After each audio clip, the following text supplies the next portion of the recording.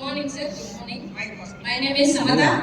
Husband వచ్చేసి Madhu. Family background వచ్చేసి నేను 10th లోనే అమ్మ చనిపోయారు, ఇంటర్లో డాడీ చనిపోయారు. సో నేను మంచిర్యాలలో ఉండేది, ఇప్పుడు వచ్చేసి హనుమకొండలో ఫ్యామిలీతో ఉంటుంది.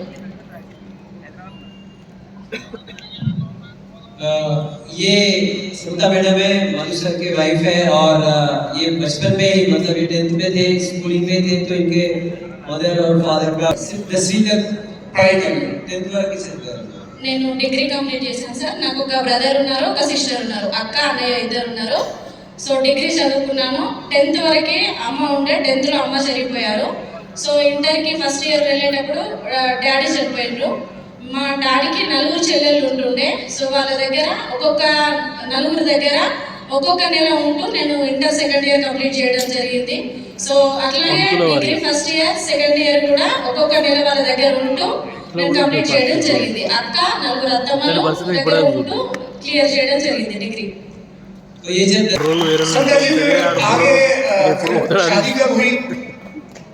షాదీ 2016లో నాకు పెళ్లి అవడం జరిగింది. మా డాడీ వాళ్ళ చెల్లెలు నేను చదువుకుంటున్న క్రమం లోపల సో మధు సార్కి పరిచయం చేసి నాకు 2016లో మ్యారేజ్ చేయడం జరిగింది. నేను వెస్టీజ్ బిజినెస్ వచ్చేసి సార్ 2024లో రావడం జరిగింది. నేను రావడానికి ప్రాబ్లం ఏంటి అంటే కనుక నేను 8th క్లాస్లో ఉన్నప్పుడు మా మదర్ కిడ్నీ ప్రాబ్లంతో సఫర్ అవుతుండే. సో అప్పుడు ఏంటంటే మాది చాలా ఆర్డినరీ ఫ్యామిలీ. మా డాడీ నేను పుట్టినప్పుడు యాక్సిడెంట్ అయింది మా డాడీకి. సో ఆయన ఏం పని చేయకపోతుండే. మా అమ్మ కూలి పనికి వెళ్ళేసి మా అక్కని అన్నయ్యని నన్ను ముగ్గురిని చదివిస్తుండే. మేమంతా కూడా గవర్నమెంట్ స్కూల్లోనే స్టడీ కంప్లీట్ అవ్వడం జరిగింది. సో టైం బాగలేక అమ్మకు నేను 8th క్లాస్లో ఉన్నప్పుడు 2 కిడ్నీస్ కూడా ఫెయిల్ అయిపోయినాయి. మాకు అప్పుడు అవగాహన కూడా మాకు ఏం లేకుండే. సో చాలా హాస్పిటల్స్ తిరిగినా కూడా ఎక్కడ మాకు రిజల్ట్ అనేది లేకుండే. మా అమ్మని మా అన్నయ్య హైదరాబాద్లో 10,000 రూపాయలకు ఒక క్యాంటీన్లో పనిచేస్తూ ఆ డబ్బులు నాకు పంపిస్తే నేను మా అమ్మని నేను 8th క్లాస్లో ఉన్నప్పుడు హాస్పిటల్స్కి తీసుకొని నేను వెళ్తుండేది. సో వెళ్ళే క్రమంలోపు ఆ హాస్పిటల్లో మా మదర్ చాలా సఫర్ అవుతుండే అన్నమాట. సో మాకు తినడానికి కూడా ఫుడ్ సరిగ్గా లేకపోతుండే. ఆ టైంలో మా అమ్మ ఆ కిడ్నీ ప్రాబ్లంతో సఫర్ అవుతుండే. కనీసం 100 రూపాయలు పెట్టి మెడిసిన్ తెద్దామన్నా కూడా మా దగ్గర డబ్బులు లేని పరిస్థితి ఉంటుండే. సో ఆ క్రమం నుండి తను నేను 10th క్లాస్ రాగానే ఆమె చనిపోవడం జరిగింది. అప్పుడు ఏంటంటే మా అన్నయ్య డబ్బులు తెస్తే కానీ మా ఫ్యామిలీ గడవలేని పరిస్థితి. సో అప్పుడు నేను మా టీచర్స్తో ఒక ఒప్పందం చేసుకొని మాట్లాడుకున్న మా టీచర్స్తో ఏంటంటే నేను స్కూల్కి రాను, పార్ట్ టైంగా నేను ఏదైనా జాబ్ చేయాలి, మా అమ్మకి మెడిసిన్స్ కావాలి, సో నేను చదువుకుంటే మా అమ్మ చనిపోతుంది అని చెప్పడం జరిగింది. సో ఆ టైంలో నేను పనిచేస్తూ మా అన్నయ్య పనిచేస్తూ ఇద్దరం కలిసి మా అమ్మని కాపాడుకోవడానికి మేము వెళ్తూ ఉండేది. కానీ బ్యాడ్లకి ఏంటి అంటే మా అమ్మ చనిపోవడం జరిగింది. అప్పుడు ఒకటే నాకు చాలా బాధ అనిపించేది ఏంటంటే ఆమెకి హోటల్లో నుంచి టిఫిన్ తెద్దామంటే హాస్పిటల్ నుంచి డయాలసిస్కి వెళ్తే 100 రూపాయలు కూడా పర్సులో ఇంటికి రిటర్న్ రాకపోతుండే. ఆమె నన్ను ఛాయ్ తాగి మళ్ళీ నాకు ఛాయ్ తీసుకురా బిడ్డ అని ఆమె చెప్తే నేను కిందికి వెళ్ళి మొహం కడుక్కొని వాటర్ తాగి అమ్మ నేను ఛాయ్ తాగినా అని చెప్పేసి ఆ 10 రూపాయలతో మా అమ్మకి ఛాయ్ తీసుకొని వచ్చి ఇచ్చేదాన్ని. ప్రెస్టీజ్ బిజినెస్కి రావడానికి కారణం ఏంటి అంటే నా అదృష్టమా దురదృష్టమా తెలియదు కానీ 2000 మా మమ్మీ చనిపోగానే నేను 10thలో మా మమ్మీ చనిపోగానే సో డిగ్రీ వరకు బాగానే ఉన్నా. మ్యారేజ్ అయిపోయిన తర్వాత 2016లో మ్యారేజ్ అయింది. 2018 వరకు 2 పిల్లలు వచ్చిండ్రు. సో నా బాబుకి 4 ఇయర్స్ ఉన్నప్పుడు మా మదర్ జెనెటిక్ ప్రాబ్లం ద్వారా ఆ కిడ్నీ ప్రాబ్లం అనేది నాకు రావడం జరిగింది 2022లో. సో मुझे बताइए प्रेस्टीज बिजनेस क्या आपने क्या ट्रांसलेट कर दी? ये बोल रहे हैं कि जो प्रॉब्लम उनकी ప్రాబ్లం ఎట్లా వచ్చిందంటే సో ఎప్పుడు వచ్చింది प्रॉब्लम 2022 नवंबर 2022 में नवंबर में इनको भी किडनी का इशू प्रॉब्लम अभी 3 साल पहले 2022 నవంబర్ 27 రోజున సో ఒక ఫ్రెండ్ దగ్గరికి నేను వెళ్ళినప్పుడు గిడినెస్ వచ్చి కింద పడిపోతే సో నాకు టెస్ట్ చేస్తే నా ఏజ్ 24 ఉండే, నా బీపీ వచ్చేసి 200/180 ఉండే. సో వెంటనే నేను హాస్పిటల్కి వెళ్తే నాకు అప్పుడు డాక్టర్ అన్ని టెస్టులు చేశారు. సో ఆ టెస్టులు చేసిన తర్వాత ఏదైతే నేను అనుకున్నానో ఏ ప్రాబ్లం రావద్దు అని చెప్పి భగవంతుడు నా కళ్ళ ముందు తీసుకురావడం జరిగింది. సో 2 కిడ్నీస్ కూడా డ్యామేజ్ అయిపోయినాయి. 60 to 70% ఫంక్షనింగ్ అనేది ఆగిపోయింది. సో మీరు బ్రతకడం చాలా కష్టం. 1 or 2 months లో మీరు డయాలసిస్ రావాలి అని చెప్పారు. तो ये 2 में आपको ये पता चला कि आपकी किडनी खराब हो चुकी है 60 से 70%. प्रेस्टीज बिजनेस कब आया? बिजनेस अप्रोच 2023 जनवरी 23rd 2023 जनवरी में आया, यानी कि 2 साल हुए हैं अभी, लगभग 2-3 साल हो गए. 3 साल हो गए हैं आपको. 3 साल पहले आपको ये बिजनेस मिला. तो इतने हेल्थ चैलेंज के साथ अगर आपने बिजनेस को टेक अप क्यों किया? ఇన్ని ఎంత ఇబ్బందులు ఇంత ఇబ్బంది ఉంది హెల్త్కి, ఎందుకు ఈ బిజినెస్ మీరు చూస్ చేసుకున్నారు? మేము హాస్పిటల్ కి వెళ్ళినప్పుడు నాకేంటంటే మా మదర్ ప్రాబ్లంతో చనిపోయారు కదా, నాకు అక్కడ ఏం కనబడుతుంది అంటే నా పిల్లలు, నా బాబు అప్పుడు యూకేజీ, నా పాప 2nd క్లాస్ ఉంటుండే.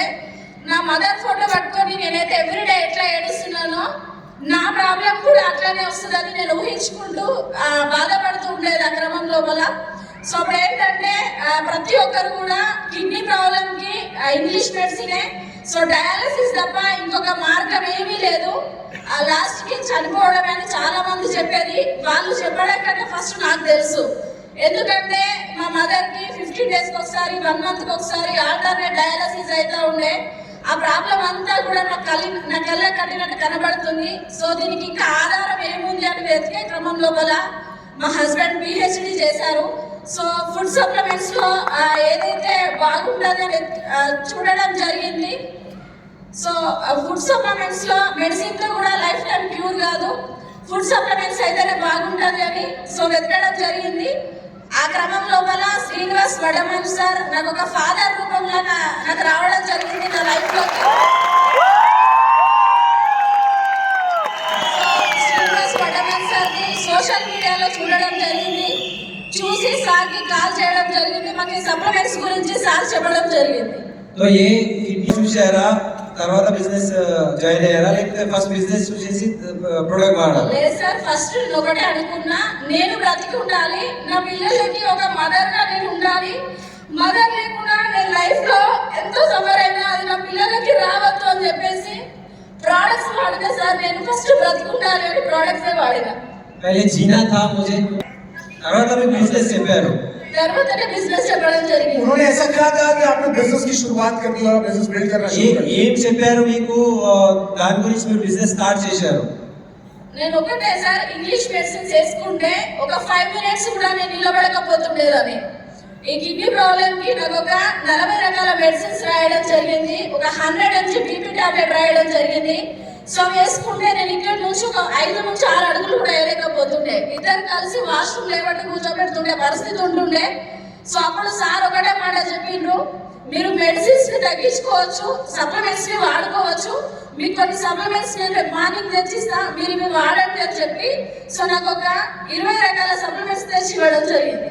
10 నుంచి 15 రకాల సప్లిమెంట్స్ తెచ్చి ఇవ్వడం జరిగింది. తర్వాత బిజినెస్ గురించి ఏం చెప్పడం వల్ల మీరు బిజినెస్ చేసిండ్రు?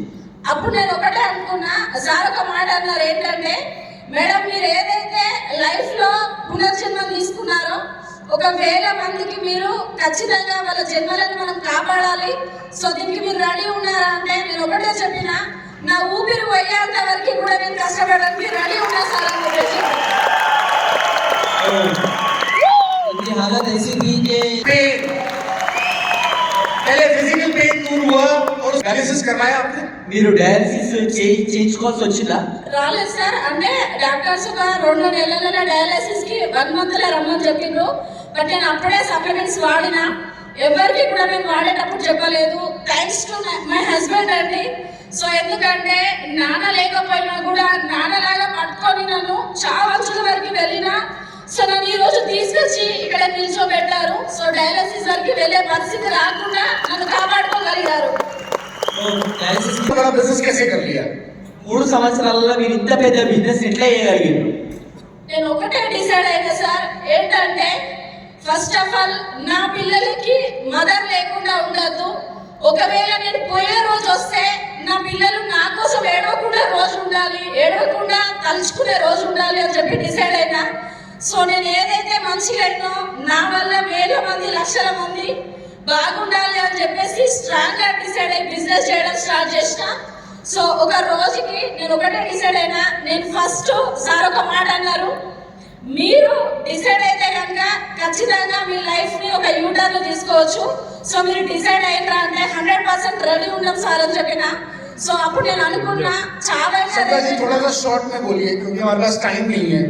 Okay sir. ये वीडियो एक बार प्ले कर रहे हैं, इनका सप्लीमेंट्स लेते हुए वीडियो आया है, दासू जी ने हमें बताया अभी, ले कीजिए प्लीज आप जब तक translate. Good morning leaders, madam Samata. So ఇప్పుడు నేను రెసిడెన్స్ క్యాప్సూల్స్ అనేది తీసుకున్నానండి. ఒక 10 రకాల క్యాప్సూల్స్ అయితే నా చేతిలో ఉన్నాయి. నేను ఈ వీడియో తీస్తున్నా ఎందుకంటే ఒక సప్లిమెంట్ మనం ఎవరికైనా పేషెంట్ వాళ్ళకి ఇచ్చినప్పుడు ఒక 3 రకాల క్యాప్సూల్స్ ఇస్తే ఒకటేసారి వేసుకోవాలని భయపడతా ఉన్నారు. సో ఇవన్నీ కూడా ఫుడ్ సప్లిమెంట్స్ అండి. ఇవన్నీ ఒకసారి వేసుకున్నా కూడా ఏం కాదు. సో మీరు చూస్తూ ఉండాలి, నేను వేసుకుంటాను.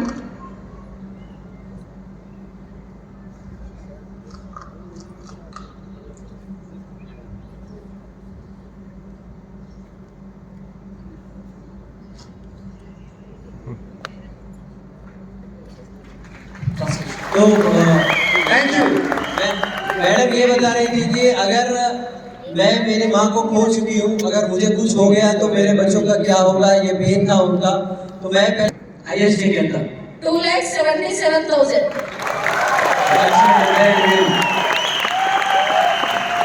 कोई फॉरेन ट्रिप के लिए आपने गाड़ी भी ली है?